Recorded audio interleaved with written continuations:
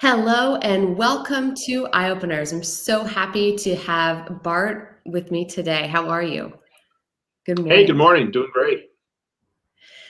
Today on the show, we love to kick things off with talking about what is the liquid that is providing the eye-opening experience for you this morning. And as you guys know, my favorite thing in the world is my coffee, and I try to keep it fresh with different mugs of the day. And so today my mug is why not? And that's going to be my theme for how I go about today's interview. Why not? So we might throw you a few little side balls there and see where it goes. How about you? What's in your cup today? Let's see, a little bulletproof coffee, a little bit of Oh, ghee, and yeah, I get a little of that coconut brain tonic because nice. that is the fuel that gets my brain going. Because you have to have that to really kind of, work from home, which I'm doing. But yeah, you got to have a little bit of jolt, to kind of get the adrenaline kick started, and Joel, that's that's what so does it true. for So, me. Bart, for those of the people who don't know, can you tell them what bulletproof coffee is?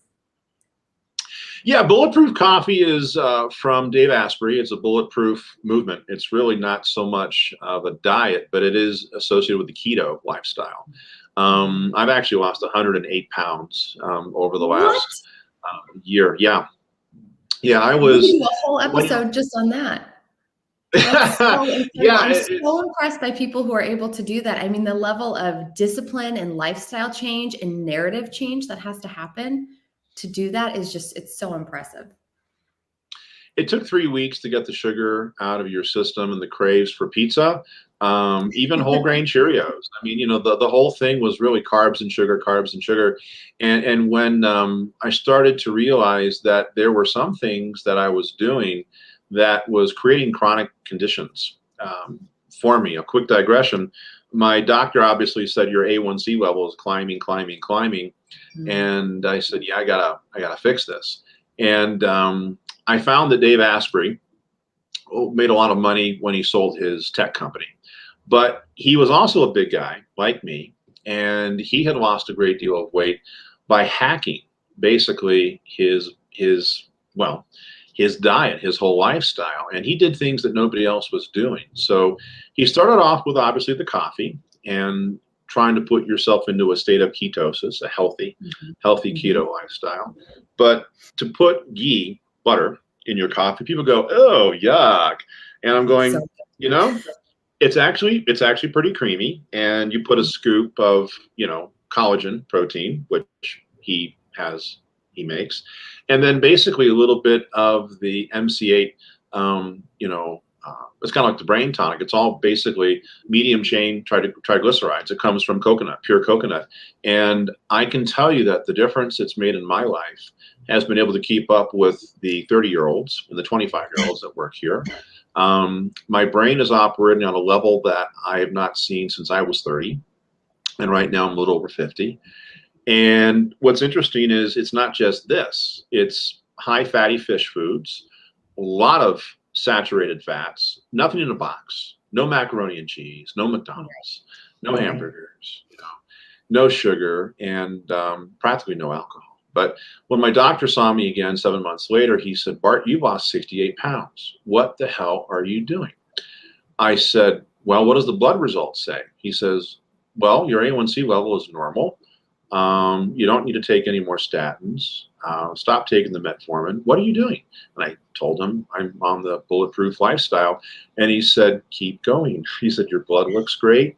I'm throwing away all your medications." So I've been able to cure almost all my chronic conditions just through diet and Wow. moderate exercise. So Wow. Good for you. Good for you. I thank you. mean, just the way that we live right now. And as a busy entrepreneur, right? I mean, we were on the phone yesterday and you were telling me you're working, into the evening. And it's really hard to also commit to our health, our mental health when you're on that journey of being an ambitious entrepreneur. So I'm excited for Absolutely. you that you made those changes. Thank you. So let's Thank you. talk about who you are outside of Bulletproof Coffee, because I want the audience to understand the opportunity we have right here by having Bart Wilson on the phone. You gave me, I'll just read part of your bio here, but I'm going to give you the opportunity to fill in some of the blanks. So Bartley Wilson, as you can find him on LinkedIn, is recognized as an innovative leader by Entrepreneur Magazine in the 3D digital camera and virtual tour market. So you're the founder and CMO of Virtual Pictures Corp, or VPIX, as you can look them up, and is recognized by Entrepreneur Magazine as the 214th best company in America. I mean, like, that's a huge, huge award. So congrats on that.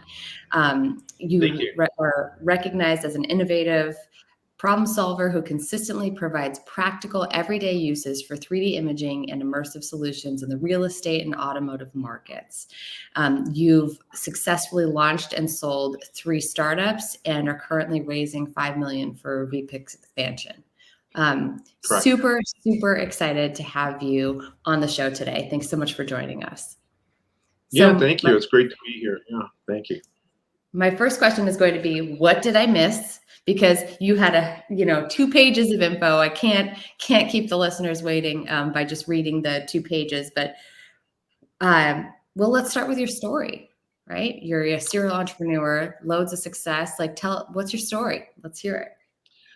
Well, I had a lot of failures too, and I think the most important thing is you learn from them and you don't beat yourself up. I think you still have to have the dream, and I think for people, it has to be what you're passionate about.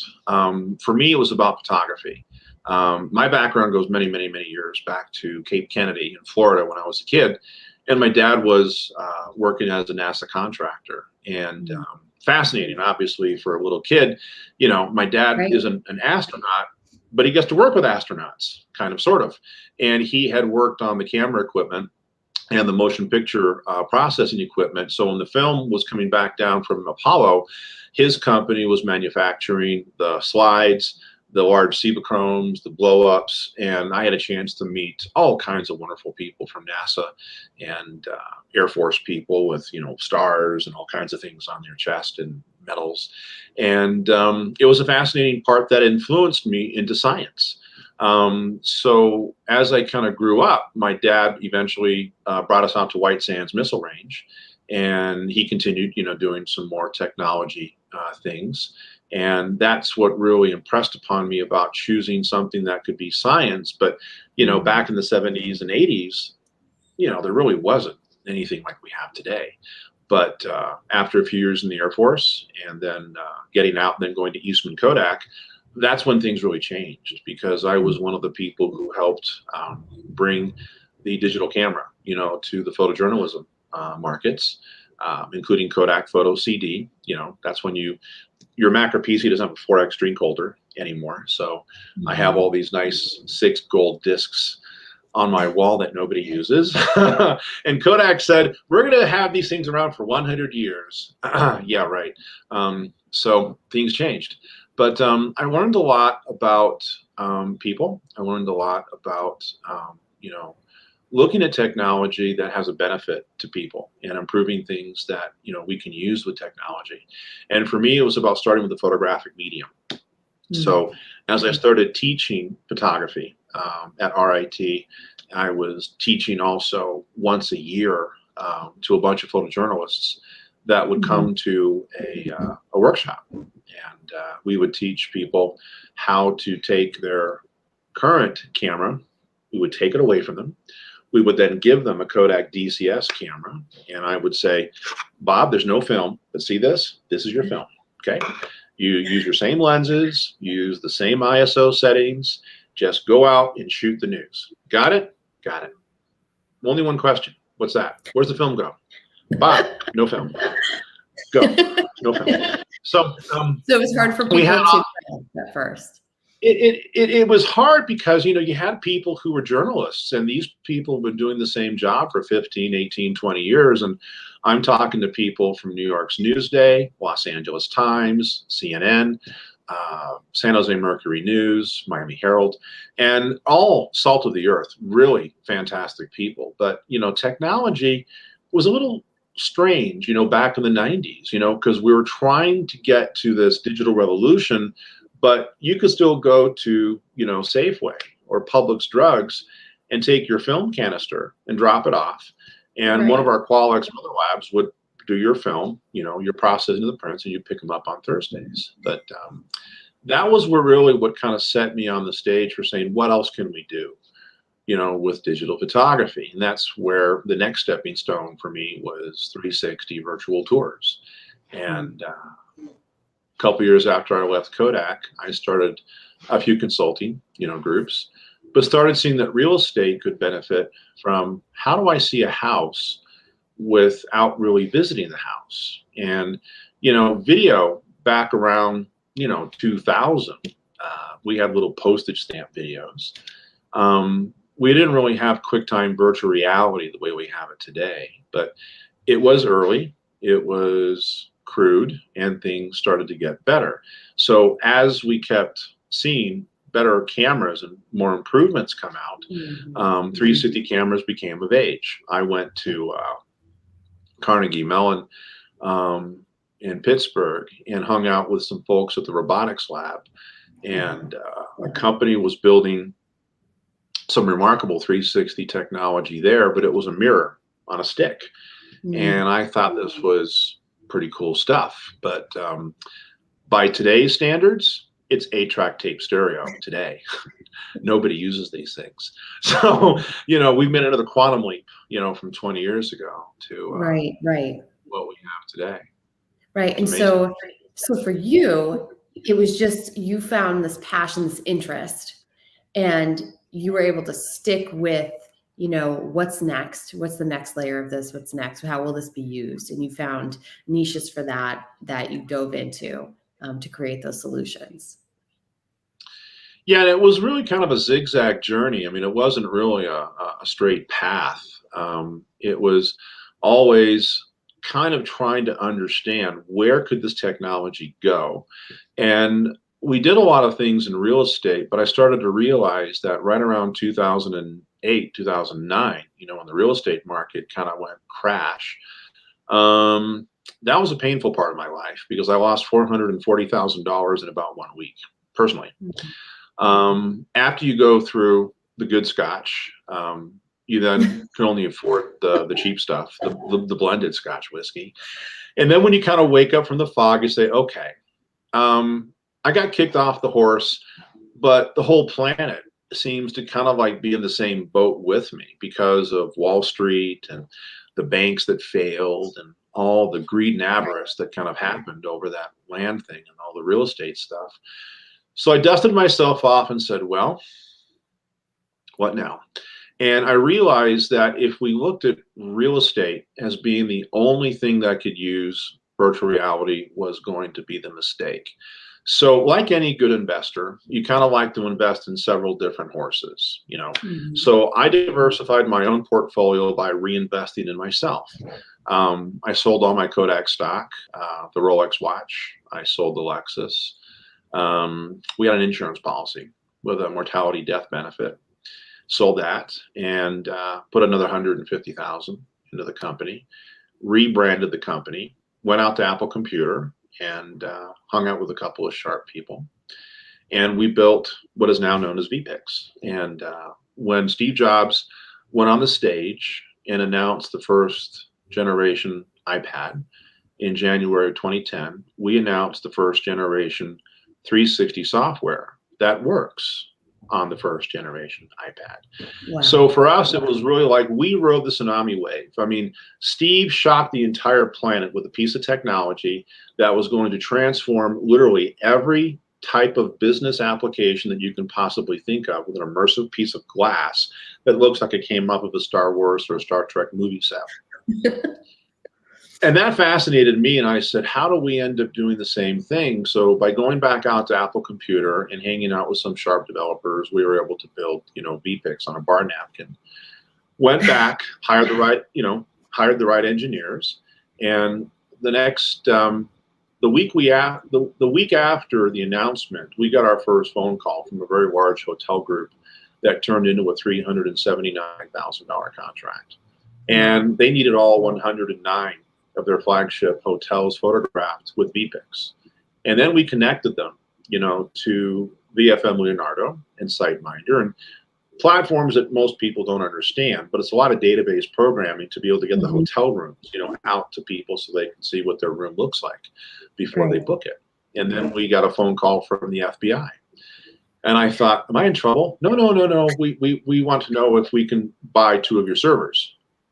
Oh, okay. So FBI has 2 of our servers running in Quantico. Okay, and what are you guys doing with it? Crime scene simulations. Oh, okay, here you go. And that was a challenge because we had to go through a bunch of security, to install our software remotely. Right. And it was fun. We picked up one success after another. So I realized that through all the pain and all the anguish in losing $450,000, drinking a bunch of cheap scotch, feeling sorry for myself for 2 weeks, was okay. But then I got back on the horse and said, that's not who I am. I will not let my past define me. And I went back in and tried to fix things, and we did. So rest is history. Yeah. Wow. Well, beautiful story. Like, thank you for sharing. I think it's so valuable for all of us to hear that, you know what, there are times when we're not winning and it feels terrible. And it's like, what did I just do? I just made all these mistakes. I'm supposed to be the smart person. And it really challenges how we see ourselves and our identity. But it's fluid. I mean, just like there are going to be these valleys, there's also going to be these peaks of our experience in business. And the most important thing is really, like you said, to just keep going. I mean, I don't know if I'm going to give blanket advice right now to like bet the farm like you did, go all in. But it's really amazing to hear that story when you believe something so much, when you're so committed to creating, the next success, the next big hit, that it really can be made. And that's your It evidence. can be, but you need mentors. I had some good friends. One of my good friends was Carl Baer. He's a professor, and was teaching up at the university in Boston. And he would fly occasionally back from Boston to Albuquerque. And he was the friend I reached out to. And I said, I just lost a whole bunch of money here. And he says, how are you holding up? I said, not too good. So he said, I'll be up there tomorrow. And I told him my story and said, I can't quit. But the mountain that's facing me is just so huge. I want to get back on the horse here, but I just need a friend to talk to. And he said, you got a checkbook? I said, yeah. What do you mean? You want a check? No, you need a check. I didn't understand what he was saying. And he said, just get your checkbook and get me a cup of coffee. All right. So I got Carl a cup of coffee, and I sat down. I said, what am I doing? He said, I want you to write yourself a check. For what? Not now, but 12 months from now. Write down a check, not something too huge, but not something too small. But that, I want you to write that check. Don't tell me what the amount is. And I want you to fold it and put it in your wallet. Every time you go to Safeway, you are going to see that check. That will be the visual reminder that says you will not quit. And if I don't quit, I'm going to cash this check in 12 months. And that's going to be my reward.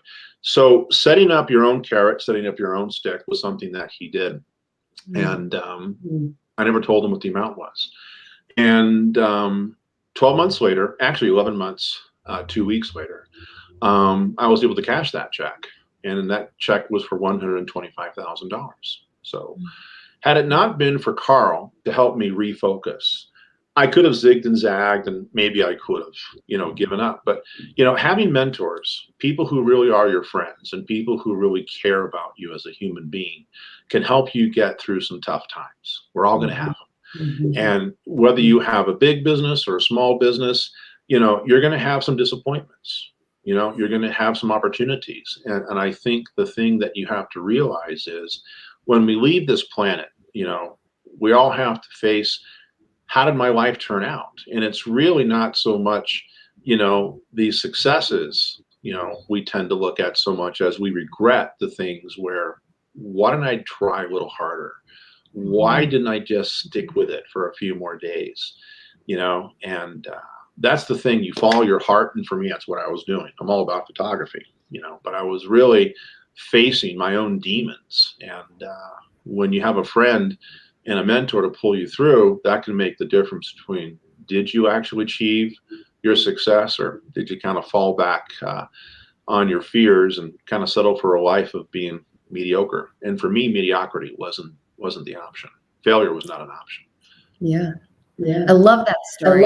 Story. I've also been instructed, like, at times when you're feeling like scarce, right? That resources are scarce, that I need to like hold on to what I have because I might lose more, to keep a few $100s of cash in my wallet, because we don't have cash around. Like, money's so weird now. We're using cards. I'm using my phone to pay for things all the time. Like, we don't have, it's not as tangible. And so when I have moments of feeling scarce, I have several $100s in my wallet. So if you see me out on the street, don't rob me, but I have it, because to serve as a reminder of, like, I have more than enough. I have created this money. I will create more money. It might be a down week. I might have like lost a contract, or, had an opportunity not show up the way I thought it would, but it will come. And here's proof. Like, here's proof that I have it, that I've been able to generate it before. I'll be able to generate it again. But I love the check idea. So whoever, if you're watching this right now and you're having the same experience, get your checkbook out, write yourself a big check, and put the date on it for 12 months from now and see what happens. I love the energy that creates. That's pretty cool, Bart. It's it's all about focus. It is about focus. You mentioned early on that it wasn't all perfect, that there have been some failures. And this is the part of the show that is the very reason why I have eye openers, for us to create some breakthroughs and some insights around what were those challenging moments, maybe what are some challenging moments now, to remind all of us that even super successful entrepreneurs have challenges that they've overcome, or failures that help guide the next step, and that we don't have to struggle with that alone. So what was a key failure that informed a next step, or that you guys eventually worked through, that has provided insight for you? I think something that everyone can resonate with is COVID-19. I think that caught everybody by surprise, last year. And we were no stranger, to that fear, trepidation, concerns, despair, what's going to happen. And you have all kinds of things that kind of race, through your head when you find out that, well, I can't really keep driving back and forth to my shared office in Denver. So, this whole work from home thing is not such a bad idea, because I've been doing it for the last 18 years or so. But when you have customers flying to Denver, you do want to have a business-like environment. Bless you. Gonna have to edit that part out. Yeah, edit. Okay, yeah, take two. You're talking about COVID now, please. Right, I know. My bad. Sorry, I'm a bad influence on you. But yeah, the COVID thing really caught everybody by surprise, and having to basically take half the stuff we had and bring everything home. So I have a really super nice lake house over here on Lake Woodmore, and I turned this one really nice room with a great view of Pikes Peak. You can see the chapel, from the Air Force Academy Chapel from where I'm sitting, and it's peaceful here.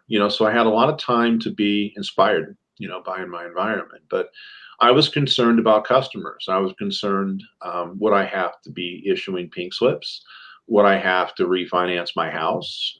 How am I going to survive COVID? And I thought about that. I just said, well, we'll just take it one day at a time.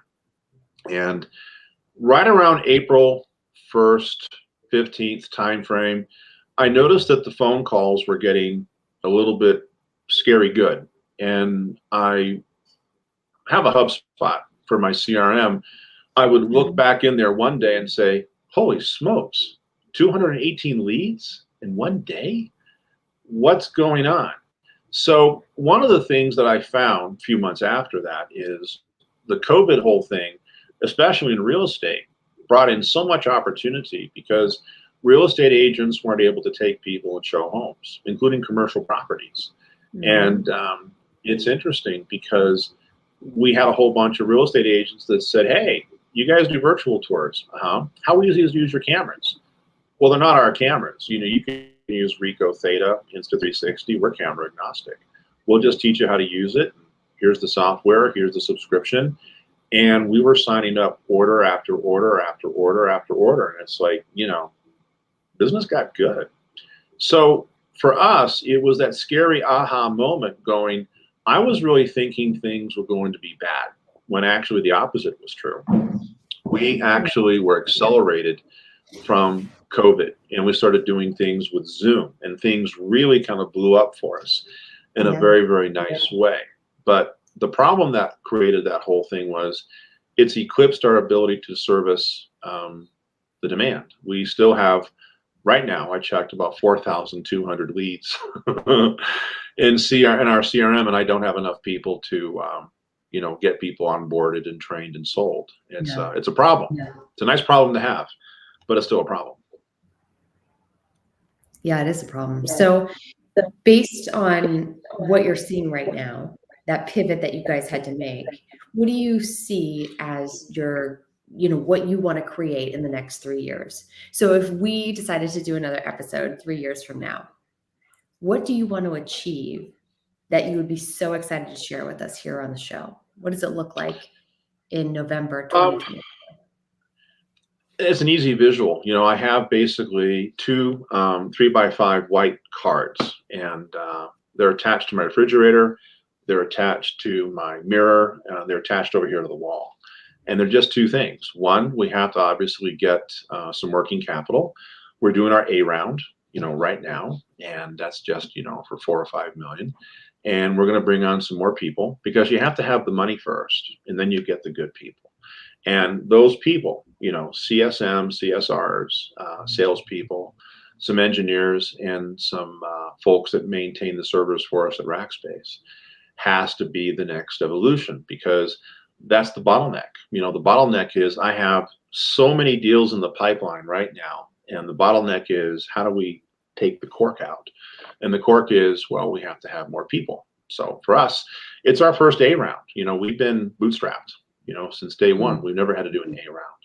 But now we're excited to do, that A round, and that's going to be 3 years from now. We'll probably have around 36 to 45 people. Everyone will be a shareholder, because we are an employee-owned organization. And we have a lot of nice people that work here, and we've been hiring people this year, like Ann Pisano, who's my wingman. She is our customer success manager, and half the success we've achieved this year is actually her credit, not mine. Wow. Very cool. So you have disruptive thinking. You think about what's next. You think about utility beyond like what's obvious. And so sure. At the same time, we underestimate what we can do. We overestimate what we can do in a year. We underestimate what we can do in 3. So I'm going to challenge you to expand upon that 3-year vision for a second.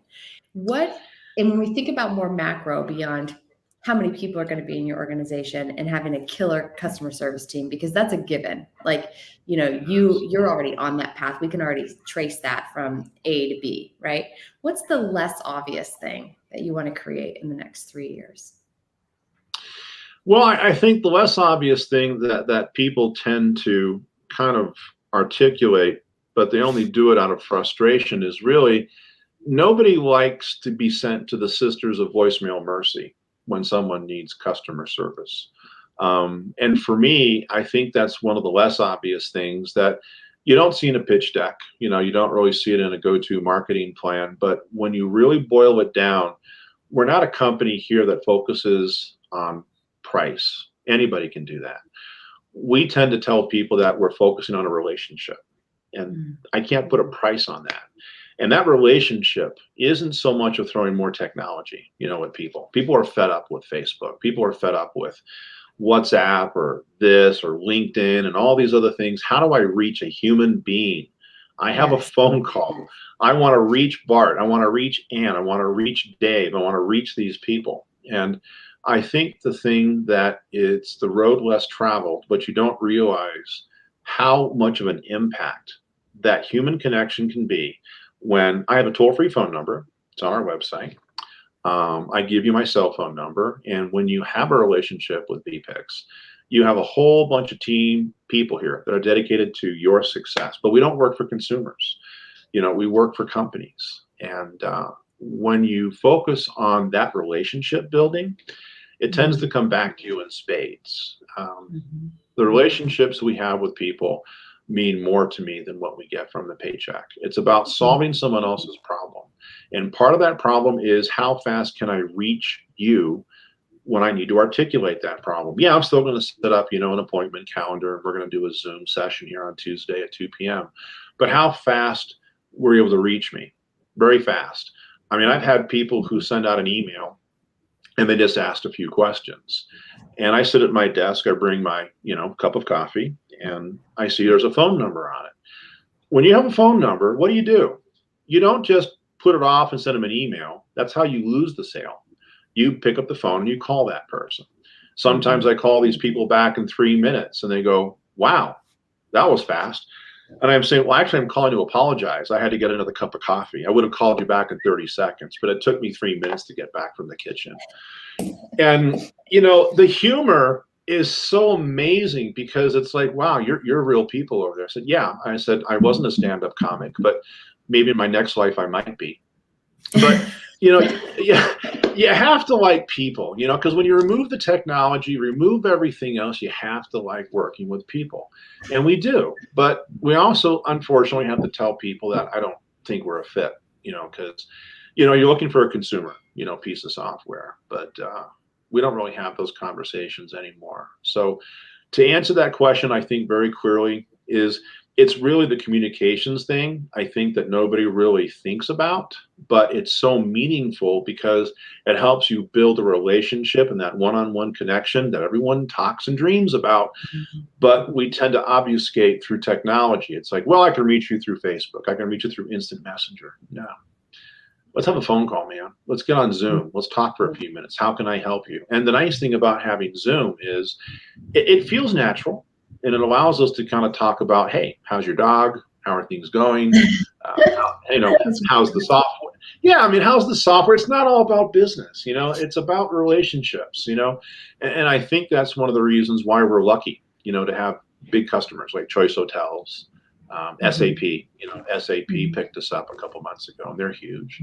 But we have one-on-one relationships with these people, and I look forward to the next time we talk to them. But we solve problems over here. But if it weren't for our philosophy in telling people that you can reach us, and when we say that you have a dedicated team, we don't pay lip service to that. You have a dedicated team. But unfortunately, I have to have some more people now because, we're all kind of full right now. Yeah, that's the rub. We can't take on many more customers. I love what I hear is so much values in that, right? You can feel VPIX's values, your personal values, your leadership values in all of that. And that is ultimately what drives people's buying decision, right? When they feel like, hey, these people get me. I'm a real person. I have a real problem. They see that and they are, working hard to be the comprehensive solution for that, not just like a one size fits all. This is all we do, like buy it or get away. There's nothing that is more frustrating than not being able to find a customer service phone number or like even an email or a way to get in touch with the company that you're using their product or their software or their service. It's almost like disrespectful, I feel. And so what you have done is said, we're going to do the opposite of that. We're going to be the best damn customer experience you've ever had.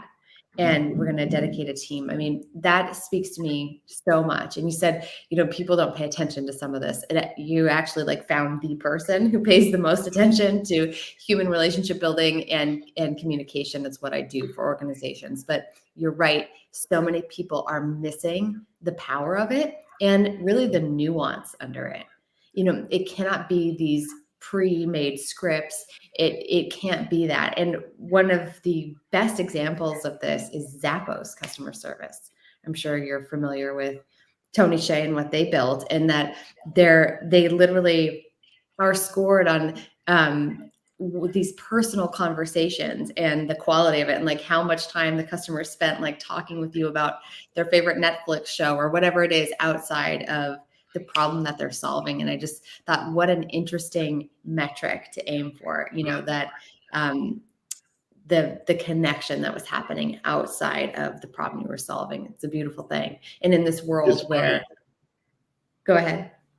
No, I just wanted to interject. It's funny that you mentioned Zappos because, part of our core values and philosophy was really modeled after Tony. And the fact that, I'm only buying one pair of shoes, but, I may have spoken to the sales rep for 30 minutes and it wasn't all about shoes. It may have been about, hey, how's the weather in California, and, talk about going down to Skomas, and having some great, seafood or a bottle of wine and stuff. But it's about the relationship building, and you have customers for life. We have our first 3 customers we ever had 21 years ago. They're still with us today.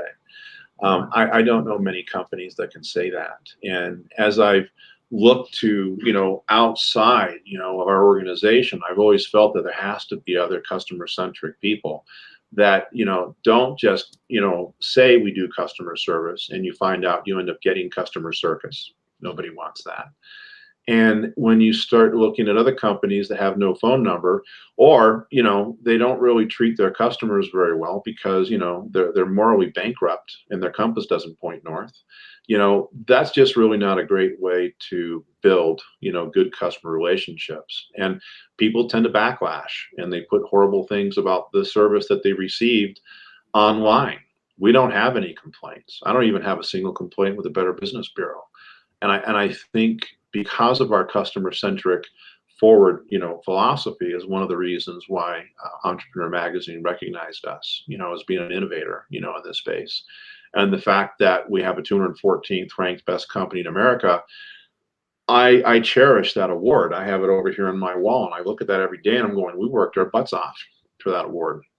And I'm hoping we get the another award, next year when they put the program back in place. But yeah, customer service, Zappos, there was a lot for us to learn. And I hope we're doing a good job. I hope I meet Tony one day and says, hey, you guys are kind of like us. Yeah, we just don't sell shoes. We sell cameras and we sell software solutions for folks who need 360, in their business. So it's a real digital media strategy. Well, you won't be able to meet him because he passed away last year, but you might be able to meet a new chief who is carrying on the legacy. So I guarantee, without knowing this about you personally, but I guarantee that the way that you've gotten to this place in your business where you're winning these kinds of awards is, recognized as one of the best companies, is because you've taken moments to look at vulnerabilities and maybe areas of development in your business. And so based on what we're talking about right now, which is where you want to see yourself or see the company in 3 years, and the opportunity that's within that, which we just talked about through customer service, relationship building, what is an area of vulnerability as the company exists today? Like, what's the gap in either skill set or where you're at right now in order to get there? What's the challenge? Probably change. I mean, there's so many new things that come out, and some are breakthroughs and some are me too, not really important. But, when you get into transformative technologies like, taking 3D and making it simple, and everybody wants it, I think the vulnerability is we're not really keeping pace, with the demand for the product, because we are different than other companies that are out there. We're not consumers, we're not the kind of company that'll show you how to use a Ricoh Theta, or an Insta360 point and shoot consumer camera.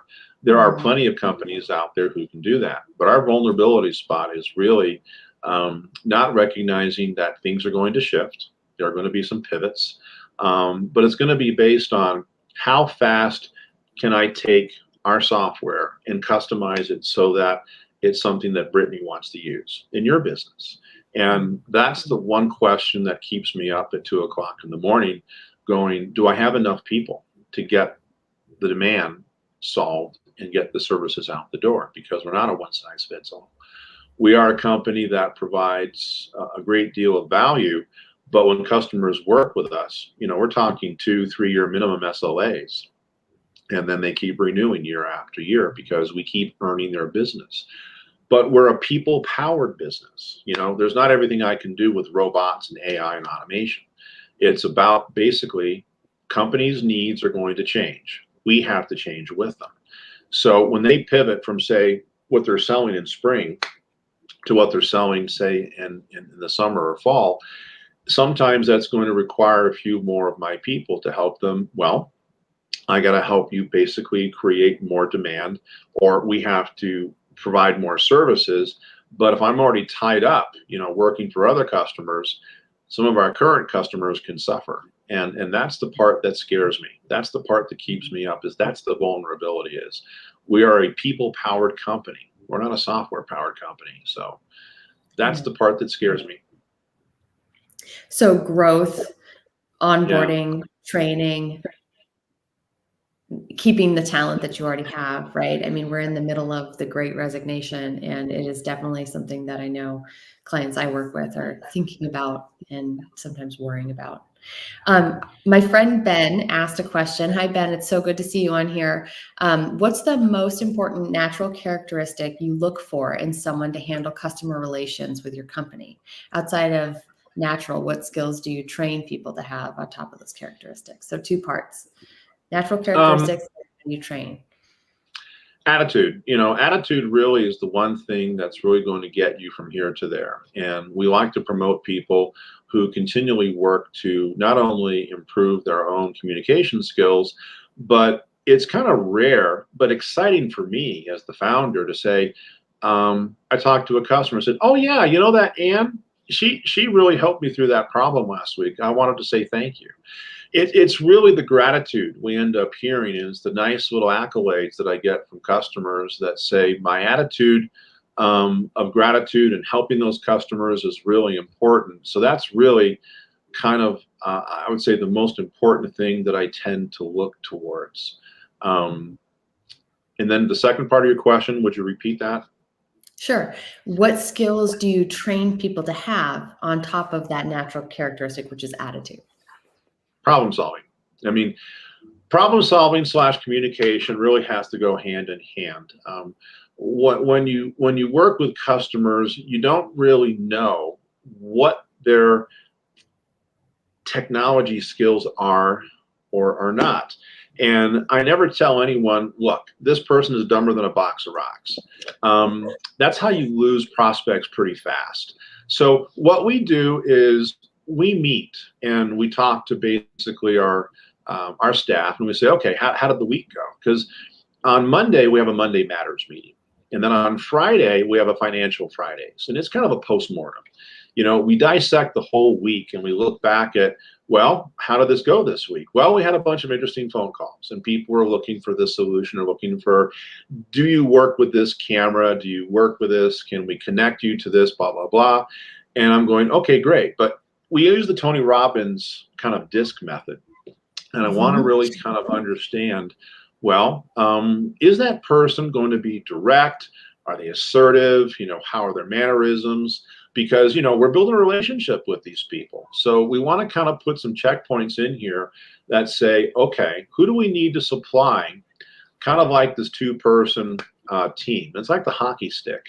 It's like a hockey team because you got one guy explaining, here's how everything's going to work for the customer. And I need a technical salesperson to kind of like hit that puck into the net.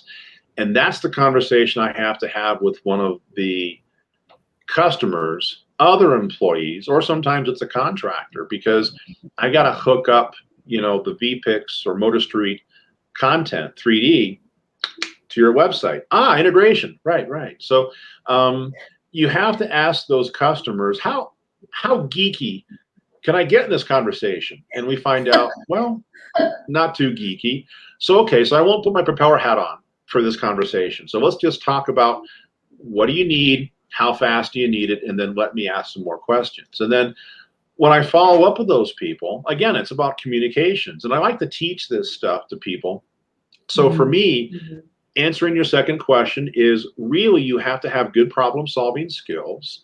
A sense of humor is always a benefit. But you also have to be able to understand that that person you're talking to may not be able to give you the technical things we have to do the connection. And that's called the integration. It's like if I gave mom, a website and said, Mom, go to Zap What's Zap? What's an integration site, Mom? It's where you connect basically all your photographs, from your iPhone to the Wilson, web page.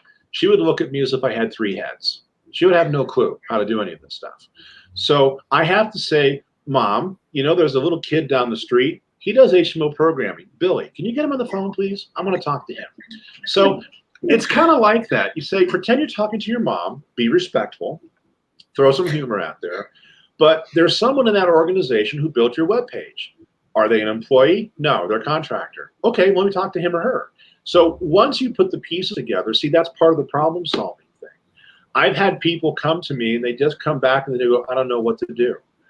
Well, maybe we need to find another position for you here at the company. So, I hate firing people, but, I try to bring people on board who are not like me, but they have that one skill. And again, with technology changing, it's like Firefox changes every 17 minutes? There's always another update to download. And it's like, seriously? But technology changes. So I need people who can solve problems. And if that person you're talking to doesn't know how to solve it, well, somebody does, but ask the questions politely, make some notes, follow up, put things on the board, log in the Trello, and make sure that the customer is happy. And as a bonus, can you teach the customer a little bit and say, hey, I know how to build web pages now, or at least I know the process of how to connect VPIX stuff to my website. And that's what's great, because the customer now feels like you brought them in and didn't treat them like a mushroom. I don't like to be in the dark on all these things. But some customers say, would you like to learn a few things? Yeah, it makes them a little bit more agile.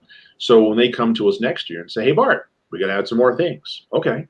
But they kind of have a working knowledge of the moving parts. They know what to do. Right. So my people, if they have those skills, they come back to us in gold wardens. I just love having those kind of people with problem solving skills, a little bit of humor, and the ability to kind of teach the customer, here's what we're doing. Get me the person I need to make this a win-win situation. And they do. Right. Right. So what I'm hearing is there's like an empathy component, a compassion, a patience for the customer, right? And then within the problem solving, there's like a resourcefulness, or there's a desire, a motivation to kind of like bridge the gap there and solve the problem. And then there's a human relatability that they're able to pull through with the customer that helps them connect and like have that point of humor, or who can't relate to something like that, like having a little technology flub. So I love that they do that and they don't make you feel silly about it. Now, what do you think? You're asking for some seriously high functioning skill set there. In my line of work, I mean, that's somebody with a tremendous amount of EQ, like emotional intelligence, that can do that. So what is the thing that's going to hold you guys back or be that challenge as you grow and as you need to hire people who can perform in that way, in order to uphold your standard and your values? What is the challenge there for you? How do you train that?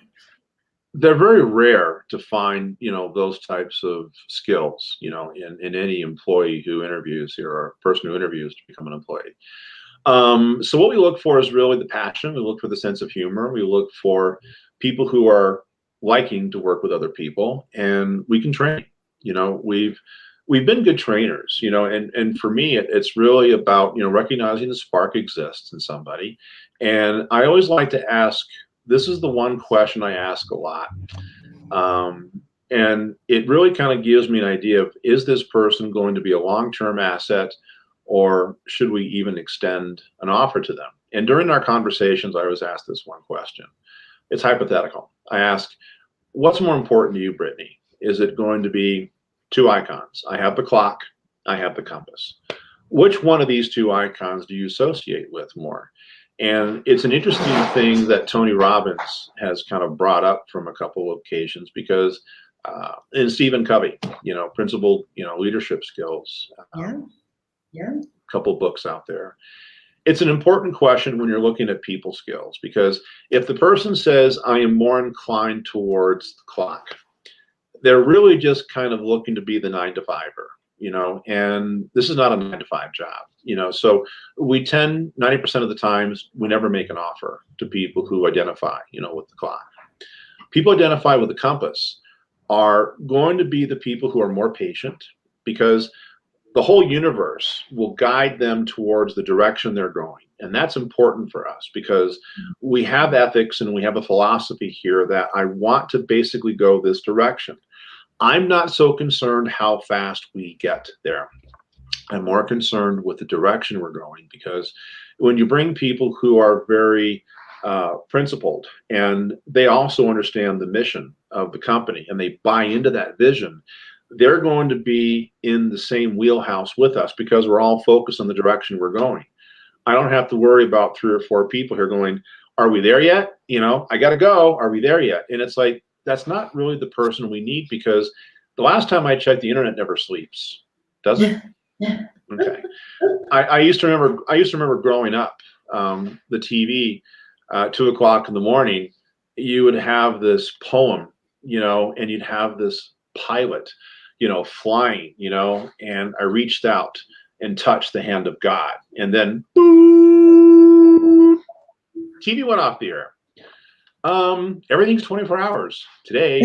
So, we don't work our people to death, but sometimes, our people do need help on weekends, and sometimes it's help on evenings. But that's the direction. We have to be able to be staffed to help people, to be able to go that direction and help them. So if we have people here focused on the clock, they don't tend to really, be part of the team. They tend to be more self-centered and not really focused on the company, as a family unit. So we find that after hiring those people, we found that Clock and Compass has been a really, really good way of us identifying who those people are going to be, that are going to be, not only employees today, but they're people who want to stay with us, and we want to give them, stock and ownership. We all have employee owners. Everyone owns stock in this company, and identifying them is really easy if we ask that one question: what's more important to you, Clock, Compass? I love that. And what a great visual to end on, and really a reflection question to ask yourself. Like, what are you focused on right now? For those of you in the audience watching and kind of thinking about, how does this pop up in your business? I definitely know differences that I can see in myself over time when I was just focused on getting stuff done and the way I showed up, versus when I was really there for the long haul and seeing something through and saying, I'm figuring this out, and that's the compass. So thanks for sharing that. That's a really beautiful, sentiment. So Bartley, where can people find you and how can they engage with VPIX, with the other stuff you're up to? Yeah, I'm easy to find on LinkedIn, Bartley Wilson, but, VPIX360.com. If you're an automotive, kind of a company or a buff, MotorStreet360.com. That's, we've broken ourselves up into 2 departments, but it's one company. And, we find that there's a lot of companies out there that really, really associate with either the real estate side, or property management. That's the VPIX side.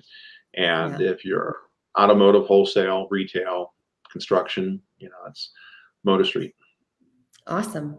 Well, thank you so much for joining us on Eye Openers today. I certainly had, beyond my coffee, had my eyes open with your story about really relating with the customer and connecting that way. That was awesome. I'd love to hear it. Thanks for coming. And I will make sure that all your contact information is in the show description, so people can reach out to you if they have questions. Lots of realtors in this audience, so hoping that they can connect with you guys.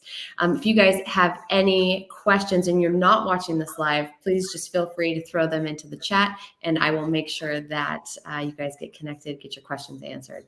So thanks again for watching, everybody. And until next time, have a great week.